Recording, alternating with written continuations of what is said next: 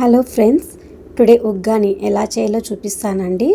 ముందుగా మనం 3 కప్పుల బొరుగులు తీసుకోవాలి. ఇలా వాటర్లో తడిపేసి మనం గట్టిగా పిండేసి పక్కన పెట్టుకోవాలండి. మనం అలాగే వాటర్లో 1 మినిట్ పైన ఉంచామనుకోండి, అవి మెత్తగా అయిపోతాయి బొరుగులు, మళ్ళీ బాగుండవన్నమాట. ఇలా పక్కన పిండుకొని పెట్టుకోవాలి. తర్వాత స్టవ్ ఆన్ చేసుకుని కడాయి పెట్టుకొని అందులో తగినంత ఆయిల్ వేసుకోవాలండి. ఆయిల్ వేడెక్కిన తర్వాత పోపు దినుసులు వేసుకోవాలి. పోపు దినుసులు వేసుకున్న తర్వాత మనం చిన్నగా కట్ చేసుకున్న ఉల్లిపాయలు అలాగే పచ్చిమిరపకాయలు కూడా వేసుకోవాలండి. ఈ పచ్చిమిరపకాయలు కారం తక్కువ ఉన్నాయి, సో నేను తర్వాత కారం యాడ్ చేస్తాను. అలాగే ఒక టమోటా వేసుకోవాలి. టమోటా వేసుకున్న తర్వాత ఇప్పుడు అందులోనే పసుపు వేస్తున్నానండి. పసుపు అలాగే ఉప్పు కారం 3 వేసి బాగా కలపాలన్నమాట. టమాటా ఆల్మోస్ట్ మగ్గిపోయి ఉంటుంది కాబట్టి ఇంకా ఇవి వేసి ఒక 1 మినిట్ బాగా వేయించుకోవాలి.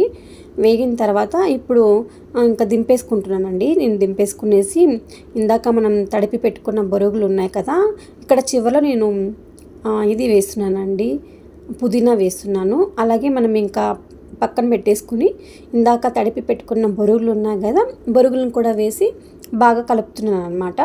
బాగుంటుందండి ఉగ్గాని, ఇది రాయలసీమ స్పెషల్ కదా ఎంతున్నా.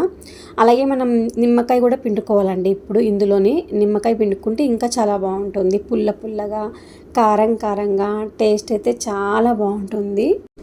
మీరు కూడా ట్రై చేయండి.